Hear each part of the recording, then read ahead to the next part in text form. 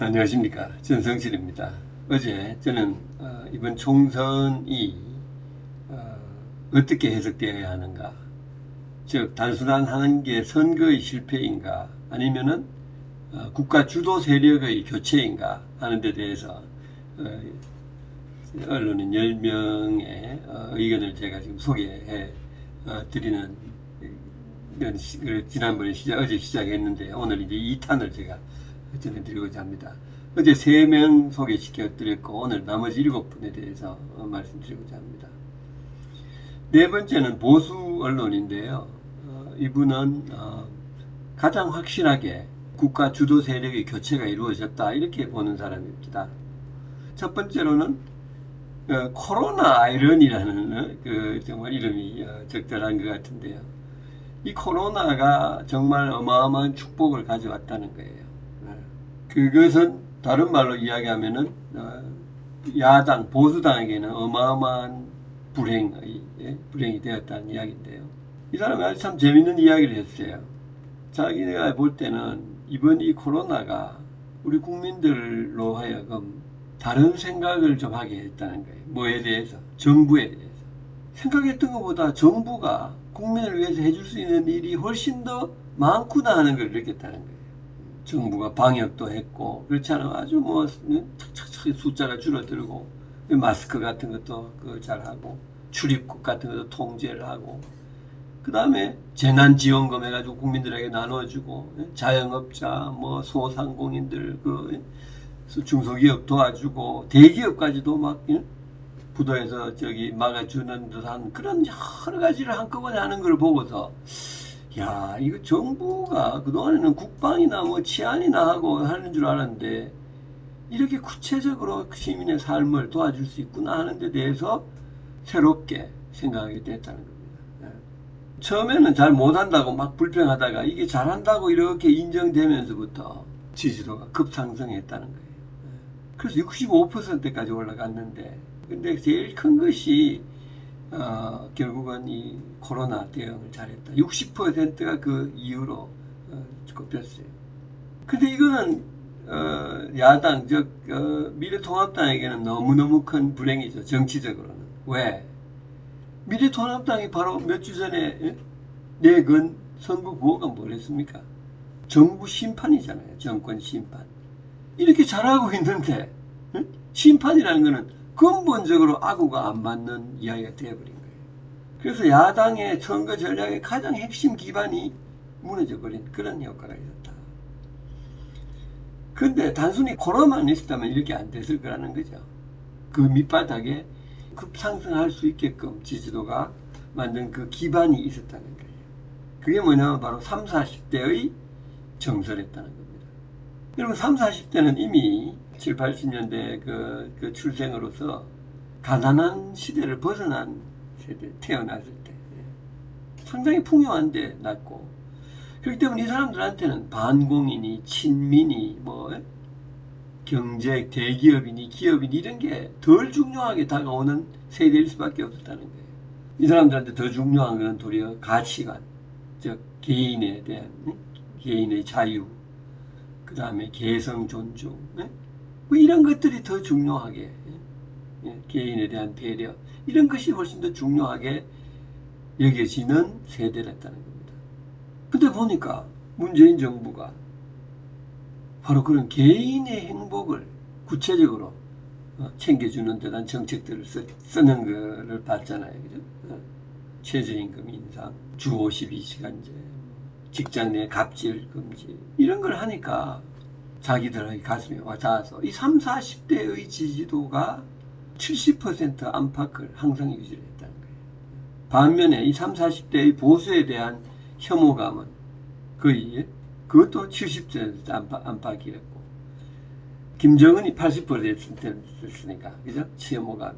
보수에 대한 비호감이 쌓여가 있는 이 상태에서 코로나라는 게 터져서 이것이 바로 정부에 대한 새로운 인식, 정부가 해줄 수 있다는 것이 많다는 데 대한 새로운 인식, 이런 것까지 이제 합쳐져 가지고 이런 일이 이제 대거 그게 생겼다는 거죠. 탄핵 이후에 너무 무능하게 구태의연한 단식, 예? 농성, 삭발 뭐 이런 거 계속 하고 하나도 자기들을 위한 어떤 정책을 제시를 못했다는 거.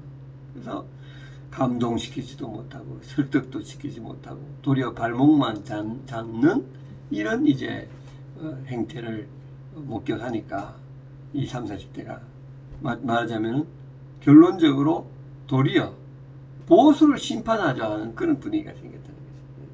선거에 있어서의 여러 가지 미숙함과 그 뭐 혼란, 그거는 아예 뭐 말할 필요도 없는 거고, 도리어 이 모든 것을 봤을 때 이제는 보수를 그걸 하자 하는 그런 이제 심판하자는 그게 생겨가지고 이것이 이제 사전 투표할 때 대거 나온 것이 그게 30, 40 젊은 사람들이 나온 게 바로 그런 심리의 발현이랬다. 근데 이 사람, 이 언론인이 정말 의미있게 생각하는 거는 이런 것이 5, 60대에도 번지고 있다는 거예요. 어느 서울대학 교수가 직접 자기한테 한 이야기인데, 어느 모임에서 자기가 보수라는 이야기를, 보수주의자라는 이야기를 듣기가 싫다. 자기 실용주의자라고 이런 이야기를 듣고 싶다 하면서 그만큼 보수에 대한 혐오감을 표현하더라고. 그래요. 그래서 지금 사실 보수는 굉장한 어려움에 빠져 있고 정말 새롭게 시작해야 되는데 그게 쉽지 않다고 보는 것 같아요.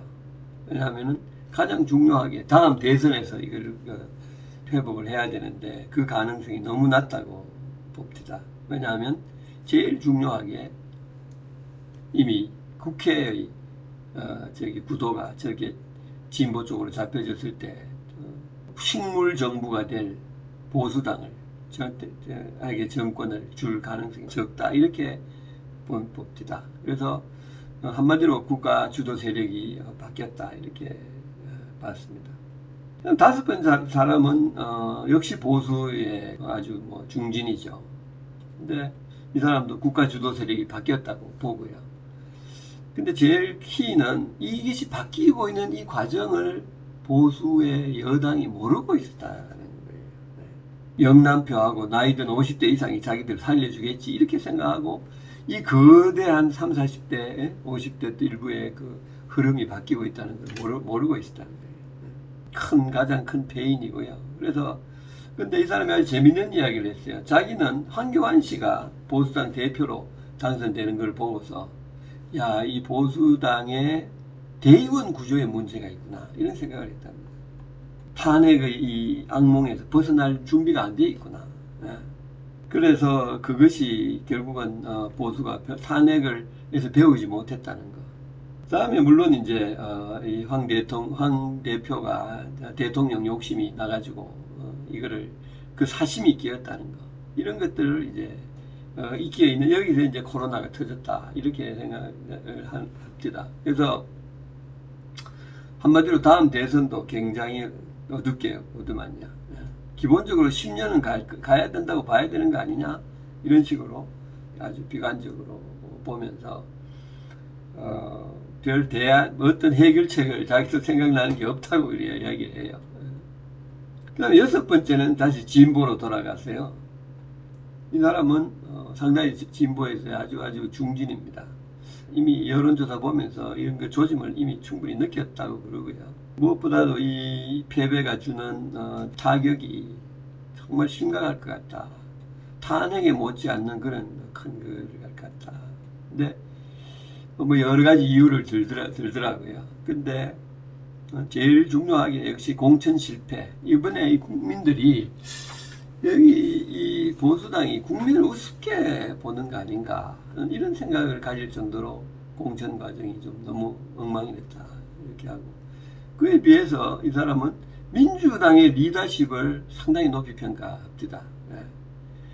이해찬, 이인영, 이낙연, 이 사람들이 다 차분하고 덤비지 않고, 이해찬이 전권을 행사하는데 불만이 있었지만 다들 잘 참고, 이인영이도 절제하는 그런 좋은 글을 줘서 아주 일사불란한 그런 그 체제를 갖추어서 선거 대책본부가 아주 가동이 잘 됐다, 이렇게 보는 것입니다. 그리고 앞으로는 무엇보다도 통합당이, 야당이 그동안에 가졌던 우월감, 지적인 우월감, 역량면에서 우월감을 버려야 된다.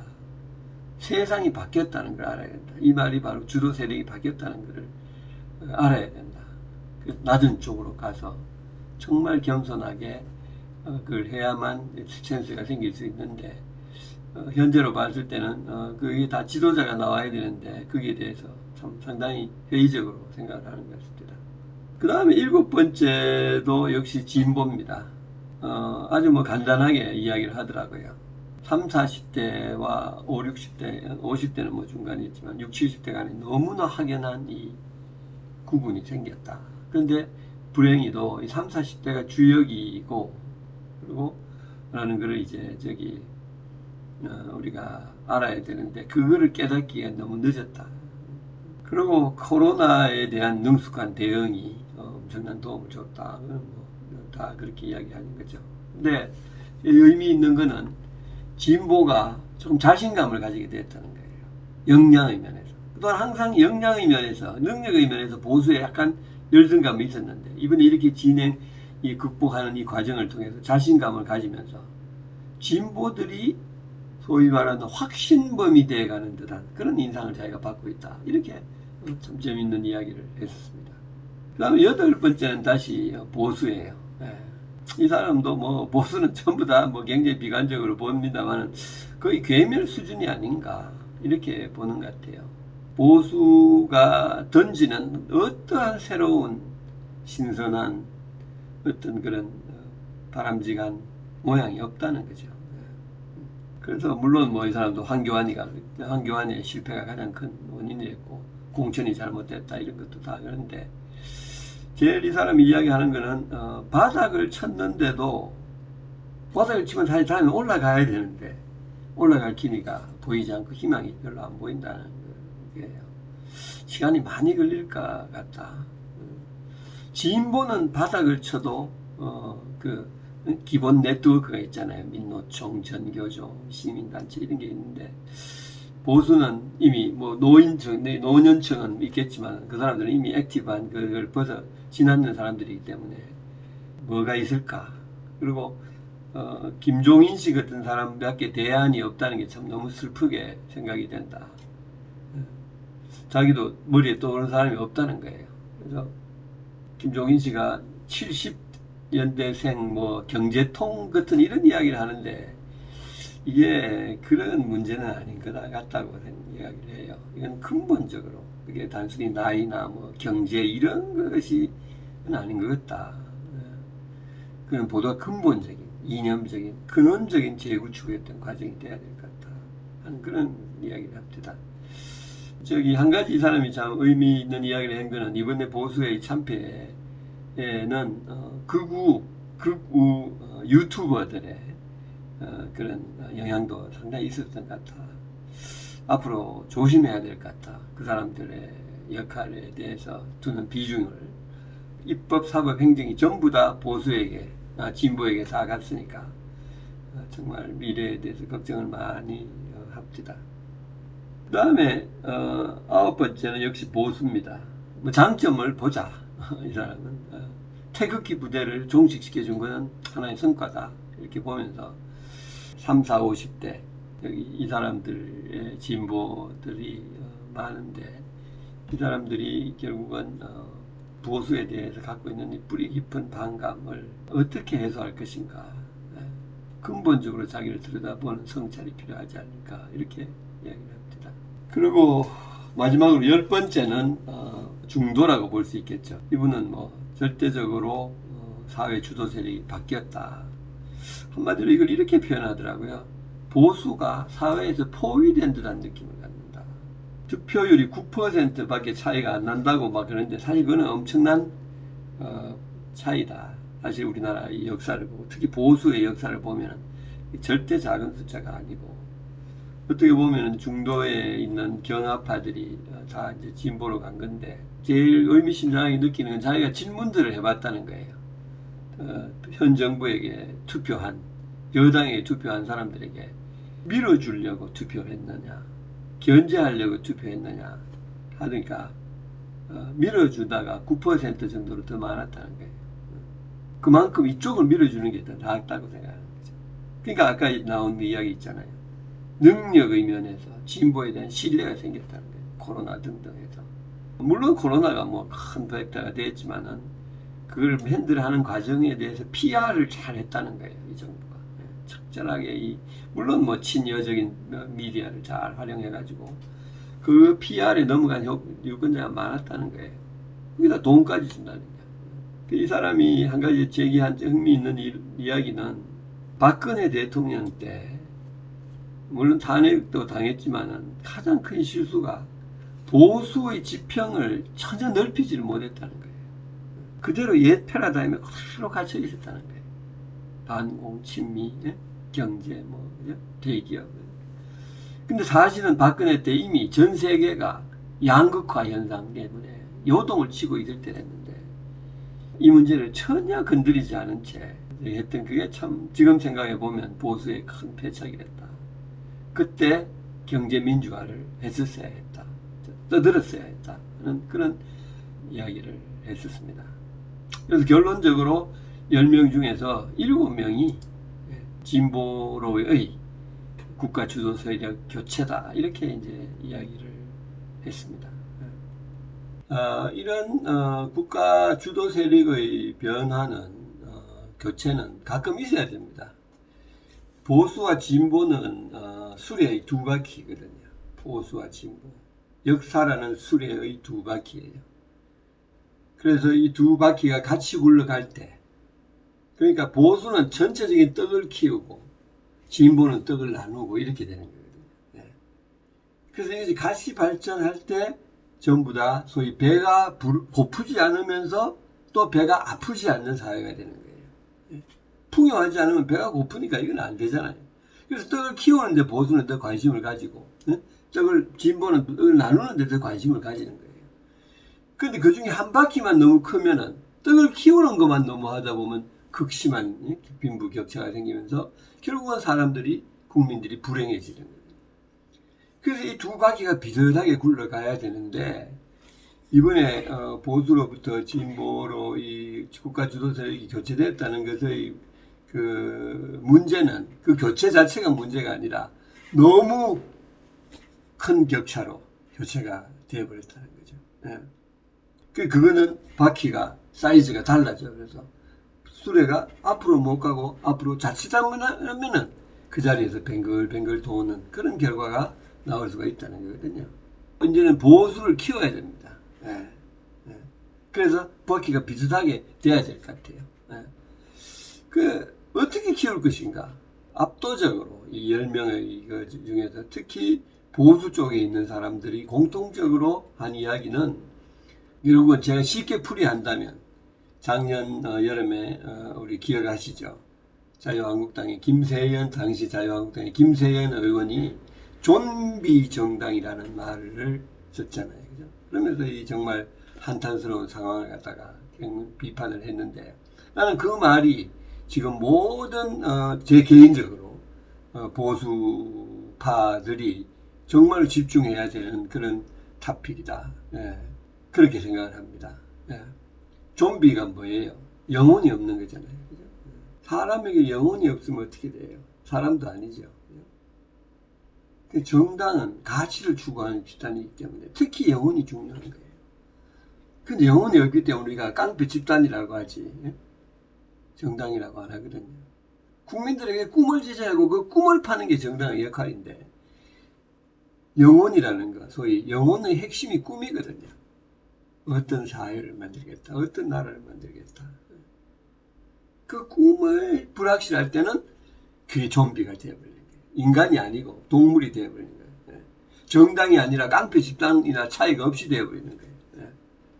야당의 중진 의원이 우리가 좀비다, 스스로 존재할 가치가 없는 정당이라고 갈파한 것이 저는 너무너무 일리가 있고 그것이 결국은 현재 이 당에서 시작해야 할 가장 핵심적인 과제다 이렇게 생각합니다.